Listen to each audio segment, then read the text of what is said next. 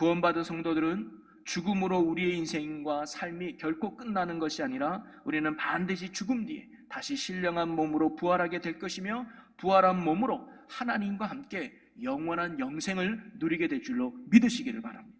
이것이 구원의 완성이며 최고의 축복이며 최고의 은혜라는 것이죠. 여기에 예수 믿는 목적이 있고 예수 믿는 가치와 의미가 있는 것입니다. 여러분, 기독교에 3대 보물이 있다고 그래요. 그게 뭐냐면 주기도문, 십계명, 사도신경이라고 말합니다. 여러분, 주기도문은 우리 그리스도인들이 해야 될 기도의 모범 기도문이 바로 주기도문이죠. 그리고 십계명은 우리 그리스도인들이 일상생활에서 어떻게 살아가야 되는지 생활의 실천 윤리를 가르쳐주는 말씀이 십계명입니다. 그리고 사도신경은 바로 우리가 믿어야 될 기독교의 가장 기본이 되는 진리의 내용을 잘 요약해준 기도문이 바로 사도신경이죠. 그래서 저는 지난 3월 사순절 시작하는 그 시기부터 지금까지 주일마다 사도신경을 여러분과 함께 나누면서 말씀을 살펴보았는데요, 그것은 우리의 신앙의 기초를 다시금 굳게 세우고자 바라는 마음에서 여러분과 함께 말씀을 나누어 왔습니다. 여러분, 우리가 교회를 오래 다니고 나름 말씀을 많이 알고 또 신앙의 연륜을 쌓아가다 보면 자칫 신앙의 기초를 소홀히 할 때가 있습니다. 마치 더 이상 그 기초는 배울 필요가 없다라고 생각하는 경우도 종종 있죠.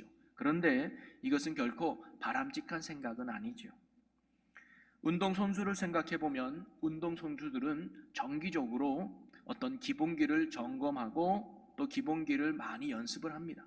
우리가 잘 알고 있는 한국 프로야구의 홈런 왕으로 했던 우리 이승엽 선수도 하루에 2,000번씩의 기본적인 스윙을 연습했다고 하죠.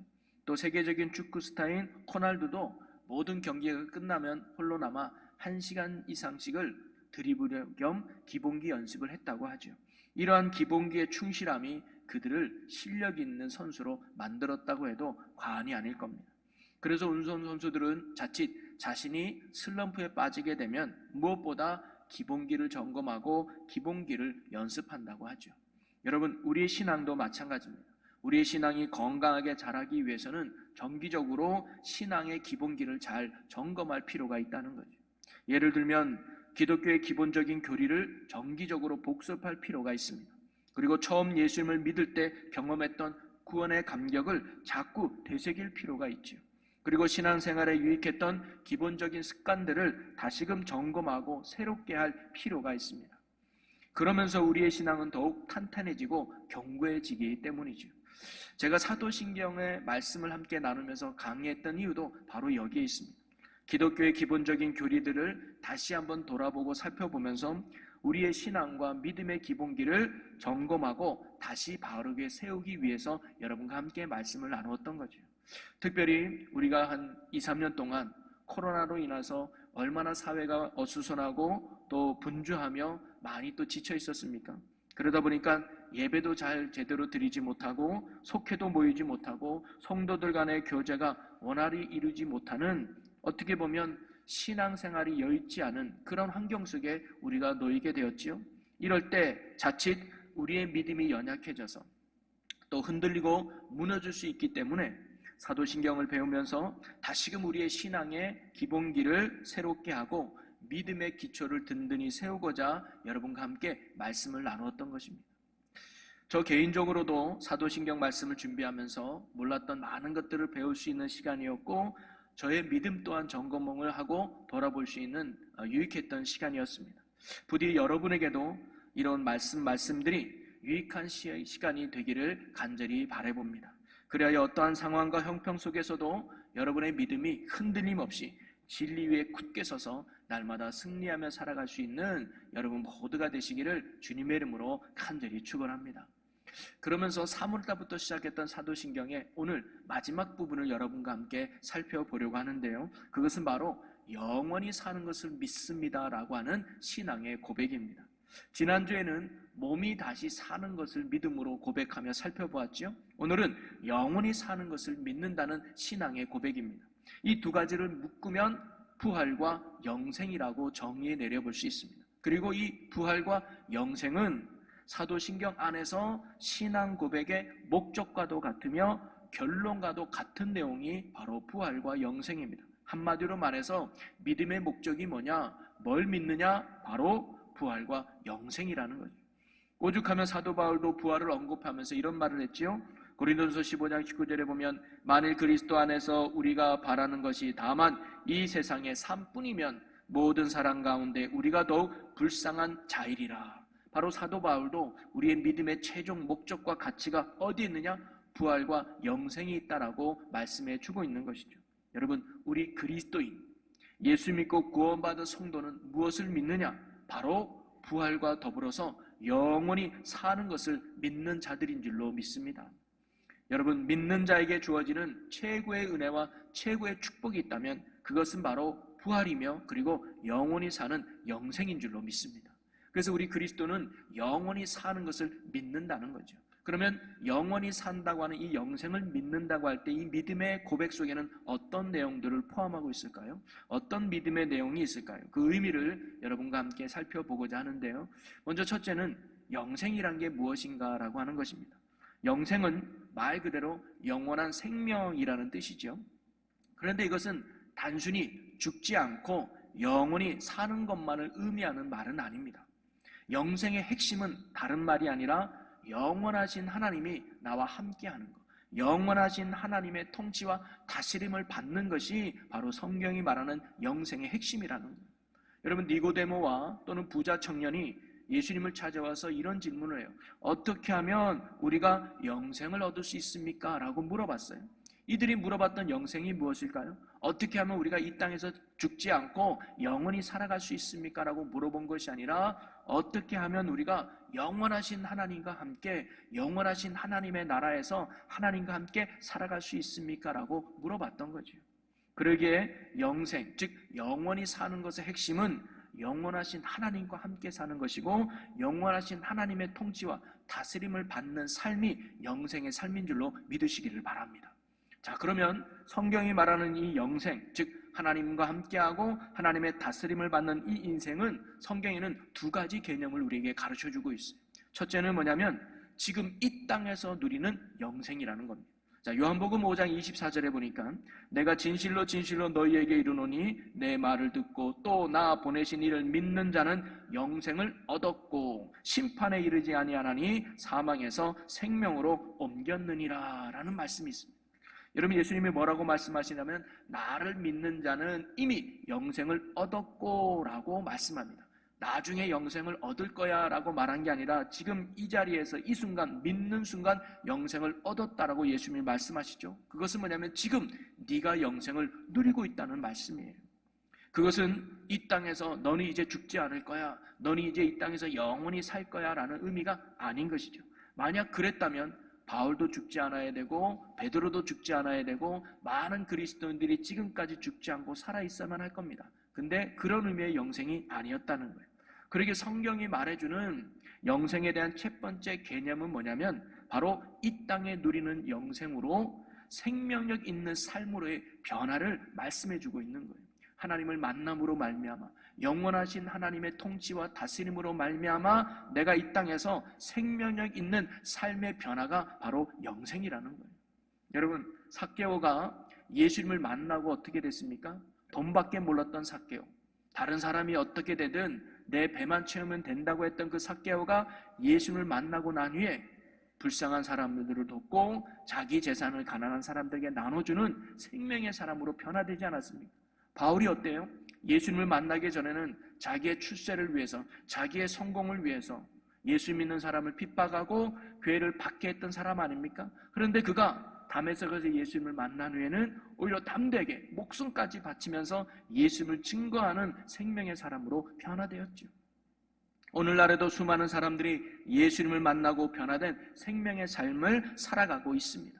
여기 계신 여러분 중에도 아마 그런 분들 많을 거예요.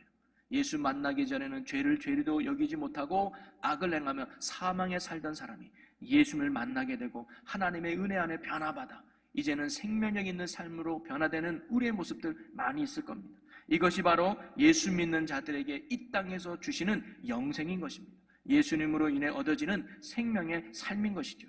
주님이 내 삶에 찾아와 나를 다스릴 때 이러한 생명의 변화, 영생이 우리 안에 주어지는 줄로 믿으시기를 바랍니다. 그러면서 존 웨슬리 목사님은 이 땅에서 누리는 구체적인 영생의 삶에 대해서 데살로니가 전서 5장 16절에서 18절 말씀이라고 가르쳐줘요. 그 말씀에는 이렇게 나와 있죠. 항상 기뻐하라, 쉬지 말고 기도하라, 범사에 감사하라. 이것이 그리스도 예수 안에서 너희를 향하신 하나님의 뜻이니라.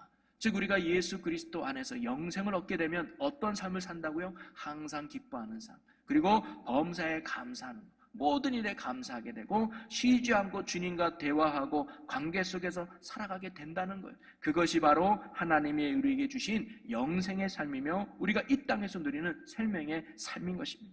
바로 예수를 믿는 자에게 이러한 영생이 주어진다는 것이죠. 오늘 저와 여러분이 예수 그리스도를 통해서 영생을 얻어 이 땅에서 항상 기뻐하고 또 범사에 감사하고 쉬지 않고 주님과 동행하며 천국 영생의 삶을 누리는 우리 모두가 되기를 주의 이름으로 간절히 축복합니다. 또 하나의 영생의 의미는 뭐냐면 예수님이 재림하신 후에 누리게 될 영생이라는 거예요. 우리는 지난주에 몸이 다시 사는, 즉 몸의 부활을 믿는다는 신앙을 나누어 보았죠. 우리가 죽으면 영혼은 주님 곁으로 가고 우리의 육신은 흙과 먼지로 돌아가게 됩니다. 그러다가 예수님이 재림하시는 날 마지막 때에 구원받은 성도들의 육체는 다시금 뭐예요? 살아난다는 거죠. 그리고 주님 곁에 있었던 영혼과 내 살아난 몸이 하나가 되어서 온전한 몸의 부활을 맞이하게 됩니다. 예수님이 다시 살아났던 것처럼 만질 수 있는 육체의 몸으로 다시 부활한다는 거죠. 그리고 그 몸은 어떤 몸입니까? 썩지 않는 몸이요, 영광스러운 몸이요, 강한 몸이요, 신령한 몸으로 우리가 부활하게 된다는 거죠. 자, 그리고 이렇게 부활된 우리의 몸은 바로 하나님과 더불어서 영원토록 살게 된다는 거예요. 부활한 몸을 가지고 100년, 200년 횟수가 정해진 게 아니라 영원하신 하나님과 우리 또한 영원하게 살게 된다는 겁니다. 이것을 성경은 완전한 영생의 상태라고 말하죠. 여기가 구원의 완성인 것입니다. 여러분, 아까도 데살로니가전서 5장 16절에서 18절까지의 모습이 영생을 누리는 이 땅에서의 모습이라고 말씀드렸잖아요. 그런데 우리가 이 땅에서도 그렇게 살 때도 있지만 그렇게 살지 못할 때도 있어요. 우리가 예수 믿고 구원받아서 하나님의 다스림 속에 살아가다 보면 정말 이 말씀처럼 항상 기뻐하고 범사에 감사하고 쉬지 않고 기도하는 삶을 살아갈 때도 있어요. 언제일까요? 부흥회할 때, 3일 내내 부흥회할 때 은혜 받고, 즉 성령 충만하면요 기쁘죠. 부부싸움하고 왔다 그럴 때 성령 충만하면 막 기뻐요. 그리고 감사해요. 남편이 불쌍해 보이고 사랑스러워 보이고 정말로 이 살아가는 게 너무 기뻐요. 그래서 쉬지 않고 기도하며 하나님과 소통해요. 그게 성령 충만한 상태요. 그것이 바로 천국을 누리는 영생의 상태인데 우리가 이 땅에서 그러한 상태를 계속 유지할 수 있느냐? 어렵다는 거예요. 부흥회 끝나고 다시 집에 돌아가면 남편 보는 순간 기쁨이 사라지기도 하고, 또 문제가 오거나 어려움이 또 하나 내가 원망과 불평이 생기기도 하고, 그러다가 또 예배를 드릴 때, 그러다가 또 집회를 하면 또다시 기쁨 회복되는, 어떻게 보면 이 바이오 리듬처럼 왔다 갔다 하는 게 이 땅에서의 우리의 연약한 모습이기도 합니다. 자, 그런데 마지막 때에 다시 부활하여 하나님과 살아갈 그때는요 바로 이 상태가 계속 유지되는 거예요. 항상 기뻐하고 범사에 감사하고 쉬지 않고 기도하는 하나님과 그 소통과 교제함이 우리가 영원히 살아갈 그때는요 계속 유지되는 거예요. 그게 완전한 영생의 상태예요. 구원의 완성이라는 말이죠. 여러분, 구원받은 성도들은 죽음으로 우리의 인생과 삶이 결코 끝나는 것이 아니라 우리는 반드시 죽음 뒤에 다시 신령한 몸으로 부활하게 될 것이며, 부활한 몸으로 하나님과 함께 영원한 영생을 누리게 될 줄로 믿으시기를 바랍니다. 이것이 구원의 완성이며 최고의 축복이며 최고의 은혜라는 것이죠. 여기에 예수 믿는 목적이 있고 예수 믿는 가치와 의미가 있는 것입니다. 자, 그러면 우리가 새롭게 몸에 부활하여 영원한 삶을 살아갈 그 영생을 누리는 곳은 구체적으로 어떤 곳일까요? 썩지 않는 몸으로 신령한 몸으로 부활한 우리는 어디에서 영원히 살아갈 수 있을까요? 오늘 본문 말씀이 그 내용을 우리에게 알려주기도 하는데요. 여러분, 신천지 아시죠? 이만희를 재림 예수로 믿고 있는 이 신천지도 영생을 믿어요. 영원한 생명을 믿거든요. 그리고 그들은 이 영생이 어디에서 이루어진다고 믿느냐? 이 땅에서 이루어진다고 믿어요. 여러분, 신천지는요 14만 4천 명의 신천지인들이 채워지면 죽었던 선지자들의 영이 자기 육신으로 들어온다고 믿어요. 그래서 선지자의 영이 내 안에 들어오면 내 몸이 영원히 산다고 믿어요. 그래서 이제는 신천지가 다스리는 세상이 된다는 거예요. 나머지 사람들은 죽어요. 신천지인들은 죽지 않아요. 영원히 다스려요. 그래서 이 신천지인들은 어떤 상상과 어떤 꿈을 꾸느냐? 나는 나중에 신천지가 도래하면 강남을 다스릴 거야. 나는 충주를 다스릴 거야. 나는 미국 LA를 다스릴 거야. 이런 상상을 한대요. 그리고 나는 탤런트 박재범을 내 가정부로 둘 거야. 내 비서로 둘 거야. 그래서 나를 돕도록 만들 거야. 여러분, 이런 상상을 하니까 신천지에 목숨 바치는 거더라고요. 그게 믿어지니까. 여러분, 우리가 믿는 하나님의 나라, 우리가 믿는 영원한 세상은 이 땅에서 이루어지는 것이 아니라 새로운 하늘과 새 땅이 있음을 믿으시기를 바랍니다. 여러분, 성경은요, 마지막 때에 이 땅은 사라지고 새롭게 준비하신 하나님의 나라가 임하게 될 것을 우리에게 가르쳐줘요. 오늘 우리가 있는 본문 말씀을 찾아보면 1절, 2절 말씀을 보겠습니다. 또 내가 새 하늘과 새 땅을 보니 처음 하늘과 처음 땅이 없어졌고 바다도 다시 있지 않더라. 또 내가 보매 거룩한 성 새 예루살렘이 하나님께로부터 하늘에서 내려오니 그 준비한 것이 신부가 남편을 위하여 단장한 것 같더라. 여러분, 마지막 때는 우리가 신령한 몸으로 부활하여 살아가게 될 그 나라는 이 땅이 아니라는, 이 땅과는 비교할 수 없는 새로운 나라가 도래하게 되고 우리는 그곳에서 영원히 살게 된다는 사실입니다. 그리고 우리가 영원히 살아가게 될 그 새 하늘과 새 땅, 그리고 새 예루살렘은 어떤 것이냐? 오늘 본문 말씀이 좀 더 구체적으로 이렇게 가르쳐 주는데요. 4절 말씀을 보겠습니다. 모든 눈물을 그 눈에서 닦아주시니 다시는 사망이 없고 애통하는 것이나 곡하는 것이나 아픈 것이 다시 있지 아니하리니 처음 것들은 다 지나갔음이라라. 아멘. 여러분, 그것은요, 사망도 없고 애통할 일도 없고 곡할 일도 없고 아픈 것도 없는 영원한 평안이 있는, 영원한 생명이 있는 곳이 하나님의 나라, 그곳인 줄로 믿습니다. 또 요한계시록 7장 16절에서 17절에 또 이런 말씀이 있습니다. 그들이 다시는 줄이지도 아니하며 목마르지도 아니하고 해나 아무 뜨거운 기운에 상하지도 아니하리니 이는 보좌 가운데 계신 어린 양이 그들의 목자가 되사 생명수 샘으로 인도하시고 하나님께서 그들의 눈에서 모든 눈물을 씻어 주실 것임이라. 아멘. 그것은요, 생명수 샘이 솟아나는, 그래서 영원히 목마르지도 않고 줄이지도 않은, 아무런 상함이 없는 참된 만족과 참된 안식이 있는 곳이 바로 그곳이라는 겁니다. 그러면서 오늘 또 10절 12절 말씀해 보면 성령으로 나를 데리고 크고 높은 산으로 올라가 하나님께로부터 하늘에서 내려오는 거룩한 성 예루살렘을 보이니 하나님의 영광이 있어 그 성의 빛이 지극히 귀한 보석 같고 벽옥과 수정같이 맑더라라고 나와요. 또 21절에는 이렇게 기록해요. 그 12문은 12진주니 각 문마다 한 개의 진주로 되어 있고 성의 길은 맑은 유리 같은 정금이더라. 여러분, 이런 이야기 들어보셨죠? 어떤 사람이 이제 죽어서 하나님께 가야 되는데 하나님이 그랬대요. 네가 이 세상에서 제일 귀하게 여기는 거 하나만 가지고 천국 와라 그랬대요. 그랬더니 이 사람이 뭘 했느냐? 황금을 챙기래. 황금. 이 귀한 황금. 그랬더니 옆에 있는 천사가 그랬죠. 아니, 왜 천국에서 도로 포장 재료를 들고 갑니까? 그랬다는 거 아닙니까?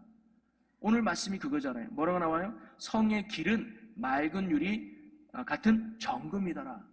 즉 모든 길이 정금으로 이루어진 것이 천국이라는 거예요. 이 땅의 어떠한 보석과도 비교할 수 없는 화려하고 신부한 보석으로 꾸며진 가장 아름답고 화려한 것이 바로 우리가 영원히 살아갈 새 예루살렘 천국인 줄로 믿으시기를 바랍니다. 그것은 빛도 필요 없습니다. 하나님이 빛이 되시기 때문에 밤이 없는 것이 바로 천국입니다. 그만큼 천국은 화려하고 아름다운 것이죠. 여러분, 무엇을 상상하든 그 이상이 바로 천국인 거예요. 바로 우리 그리스도인, 그리고 예수 믿고 구원받은 우리들은 바로 이러한 천국을 믿는 자들이고 이러한 천국에서 영원히 살게 될 것을 고백하고 믿는 자들이 저와 여러분인 줄로 믿습니다. 그러기에 이러한 천국에서의 영원한 삶을 날마다 소망하며 살아갈 수 있기를 주님의 이름으로 간절히 축원합니다. 그런데 우리가 영생을 믿는다고 할 때 또 중요한 고백 하나가 포함되어 있습니다. 그것은 뭐냐면 이러한 영생의 삶이 천국에서의 생명의 삶이 있는 반면에 지옥에서의 멸망의 삶도 있다는 것을 우리는 알아야 된다는 거죠. 요한복음 3장에 나오는 두 개의 구절이 이 점을 우리에게 분명하게 말씀해주고 가르쳐주는데요. 우리가 잘 아는 요한복음 3장 16절은 뭐냐? 하나님이 세상을 이처럼 사랑하라 독생자를 주셨으니 이는 그를 믿는 자마다 멸망하지 않고 영생을 얻게 하려 하심이라 그래요. 그래서 3장 36절에는 이런 말씀이 있습니다. 아들을 믿는 자에게는 영생이 있고 아들에게 순종하지 아니하는 자는 영생을 보지 못하고 도리어 하나님의 진노가 그 위에 머물러 있느니라. 즉 16절은 멸망하지 않고 영생을 누리는 자가 있음을 가르쳐주고 36절은 영생을 누리지 못하고 오히려 하나님의 진노가 임하는 자가 있다는 사실을 성경이 우리에게 가르쳐줘요. 그러니 사람은 반드시 이 두 가지의 영생의 길로 가게 되어 있다는 사실이죠. 하나는 다시는 눈물도 애통도 곡하는 것도 없고 줄이지도 않고 목마르지도 않는 참된 평안과 참된 만족과 참된 안식이 있는 새 예루살렘 천국에서 영원한 생명을 누리느냐, 아니면 하나님의 진노가 머무는 자가 되어 영원한 형벌과 고통 속에 살아가는 멸망의 삶을 영원히 살아갈 것이냐. 오늘 우리가 읽은 21장 8절에도 뭐예요? 둘째 사망 불못에 들어가는 그러한 멸망의 영원한 삶을 살 것이냐, 이 두 가지 중에 하나가 우리가 선택해야 된다는 거예요. 그리고 이 두 가지의 영생의 길은 오직 이 땅에 있을 때만이 결정된다는 거예요. 죽어서는 바꿀 수가 없다는 사실이죠. 그리고 다시 한번 강조하지만 이러한 천국에서의 영원한 영생은 바로 오직 예수 그리스도를 통해서만이 얻어지는 줄로 믿으시기를 바랍니다. 여러분, 성경은요 다음과 같이 기록해주고 있어요. 요한복음 17장 3절에 보니까 영생은 곧 유일하신 참 하나님과 그가 보내신 자 예수 그리스도를 아는 것이다. 영생은 뭐예요? 하나님과 예수님을 아는 것이래요. 여기서 안다라고 하는 말은 헬라어로 기노스코라는 단어를 쓰는데 이것은 머리로 아는 것을 의미하지 않습니다. 뭘 의미하느냐? 관계를 통해서, 즉 경험과 체험을 통해서 아는 것을 말하고 있는 거예요. 즉 우리가 예수님을 안다는 것은 단순한 지적인 동의나 지적인 알문 이야기 않습니다. 성경 공부를 통해서 예수님이 언제 태어났구나, 예수님이 이런 일을 했구나, 예수님이 이런 분이구나 라고 성경 공부를 통해서 지적으로 아는 수준의 알미 아니라는 거예요. 뭐예요? 관계적인 알미예요. 체험을 하고 경험적인 알미죠. 지금도 부활하셔서 살아계신 예수 그리스도, 성령의 인치심을 받는 게 진정한 알미라는 거예요. 그리고 요한복음 3장 16절에는 또다시 영생을 얻는 자가 누구냐 이렇게 표현해주고 있습니다. 이는 그를 믿는 자마다 멸망하지 않고 영생을 얻게 하려 하십니다. 즉 예수를 믿는 자가 영생을 얻는다고 가르쳐주고 있어요. 그렇다면 예수를 믿는다는 것은 또한 구체적으로 무엇을 말할까요? 요한복음 1장 12절에 가르쳐줍니다. 영접하는 자, 곧 그 이름을 믿는 자들에게는 하나님의 자녀가 되는 권세를 주셨으니, 바로 예수님을 믿는다는 것은 뭐냐? 바로 예수님을 영접한다는 거예요. 그럼 예수님을 영접한다는 게 뭐예요? 예수님을 나의 주님으로 받아들이는 거예요. 이제는 내 생각대로 살지 않겠습니다. 이제는 내 뜻대로 살지 않겠습니다. 이제 나의 주가 되신 예수님의 뜻대로, 이제 나의 주가 되신 예수님의 말씀대로 내가 살겠습니다라고 하는 신앙의 결단과 고백이 바로 예수님을 영접하고 믿음으로 고백하는 거죠. 이런 사람들에게 예수님을 나의 주님으로 영접할 때 그들에게 예수님이 우리에게 영생이 주어지고 영원한 생명의 삶이 허락되는 것이죠. 오늘 우리가 사도신경 고백 속에 영원히 사는 것을 믿습니다라고 하는 이 고백 속에는 바로 이것이 기본으로 깔려 있어요. 뭐예요? 예수 그리스도가 나의 영생의 주인이십니다. 오늘도 예수 그리스도가 나의 주인이 되십니다. 오늘도 예수 그리스도 안에 영원한 생명이 있습니다라고 하는 신앙 고백을 전제로 하고 있는 거예요. 그래서 과거 믿음의 선조들이 이 신앙 고백을 통해서 다시금 뭐를 붙들었느냐? 예수 그리스도를 붙든 거예요. 예수 그리스도의 생명을 다시 의지했던 거죠. 사랑하는 성도 여러분, 오늘 주님 앞에 나온 저와 여러분은 바로 예수 그리스도를 통해서 사망에서 생명으로 옮긴 믿음의 자녀인 줄로 믿습니다. 그리고 예수 그리스도를 통해서 지옥의 생명에서 천국의 영생으로 들어가는 축복의 자녀인 줄로 믿으시기를 바랍니다. 예수를 나의 주로 영접한 자들에게는 죽음이 결코 끝이 아니라 마지막 때에 새로운 몸으로 부활하여 참된 평안과 참된 안식을 누리는 새 예루살렘, 천국에서의 영원한 삶을 살게 될 줄로 믿습니다.